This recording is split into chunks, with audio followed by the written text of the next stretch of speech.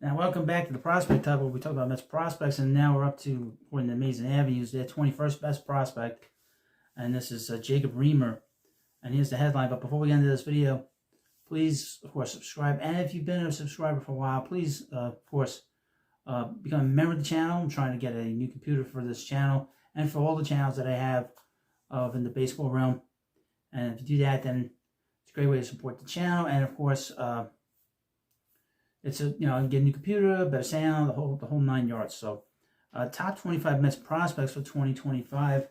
Jacob Reimer at number 21. Next up on our list is an infielder. Now, he's been with the Mets organization for a few years. Drafted in 2022 in the 4th round. The son of Brandon Reimer, who played baseball at Concordia University in the late 90s. Jacob took to baseball early, his skills honed by a batting cage that was built and installed in their home. Jacob initially began his high school baseball career in 2019 on the Yucaipa High School Junior Varsity baseball team, but by the end of the season, he had been promoted to varsity. He remained there through his senior season, hitting .398, 8 home runs in his final season with the Thunderbirds. He was selected by the Mets in the 4th round of the 2022 MLB draft and had to choose between going professional or honoring his commitment to the University of Washington. His desire to be a pro won out, and the infielder signed with the organization for $775,000, almost $250,000 over the MLB assigned slot value of $507 plus $1,000. The Mets assigned him to the Florida Complex League Mets in August, and he appeared in 7 games with them, hitting .261 with 1 home run, 6 walks to 3 strikeouts. That winter, Amazing Avenue ranked him the Mets' 14th top prospect. And the one thing I will mention about the prospects that were injured this past year, a lot of them have taken a step back on these lists. So keep that in mind. And he was hurt all year. Reimer was assigned to the St. Lucie Mets to begin the 23 season and had a solid .280, .412 on base, very high, .392 slugging percentage with 10 home runs, 1 home run, 10 doubles, 3 stolen bases, and 44 walks to 61 strikeouts for them in 75 games. Missing a bit of time in late June and early July due to an injury.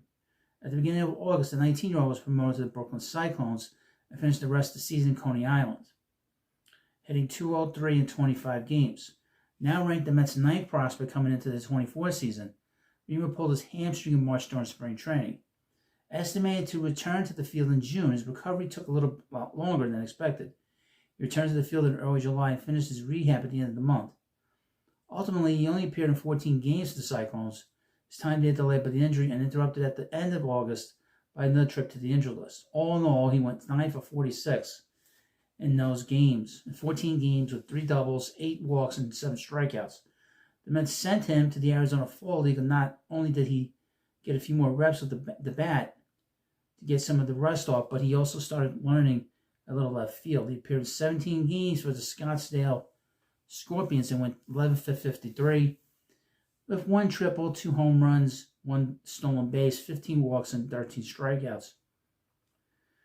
At the plate, Reimer starts with a slightly open setup with a heavy load on his back leg. He closes that up with a small leg kick as the pitch is delivered and attacks the ball with a short level swing. His approach is advanced as he'll seldom chase anything out of the zone or swing at borderline pitches, while making a ton of contact in the zone.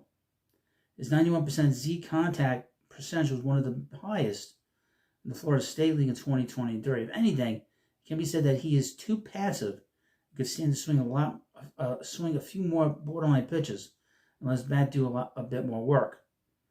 The right-hander recorded an average exit velocity of 87 miles per hour during his time with the St. Lucie team in 23 with a high of 107.6 miles per hour. An extremely limited bats in the Arizona Fall League in 24. He recorded average exit velocity of 93.2 with a high of 105.3.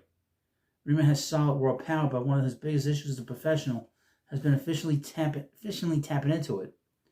Simply put, Reimer hammers too many balls into the ground. In 2023, he averaged a 9-degree launch angle and 183 recorded batted ball events, with only 53 of those batted ball events hit with the 8 to 32 degree sweet spot. His launch angle data from the 24 Arizona Fall League is such a small sample that it is more or less worthless to analyze in any meaningful way, but is also showed similar trends. Oh boy. With a ground ball rate at nearly 50% and line drive and fly ball rates virtually half that, he will need to start lifting the ball more, not just to tap into his power, but to be an efficient ball player. Reimer does not have the speed and athleticism to strike the ball on the ground and legs out hits of any irregularity. Optimistically, this is a correctable flaw, as his excellent plate discipline and ability to make contact should give him cover to alter his swing to be longer, more leveraged, and more angular. Reimer is a solidly built 6'2", 205 pounds, but has some defensive questions. He doesn't have an explosive first step or lateral quickness, and at times the issue seems to be compounded further by passivity on the field, letting plays come to him and sometimes costing him an ever-important second or two. His arm is strong enough for third, but his accuracy has suffered since signing with the Mets and finding himself in true in-game situations as a professional baseball player. If he puts an additional muscle as he ages, his mobility will further suffer, and he may be eventually forced to move off of the left side of the infield altogether.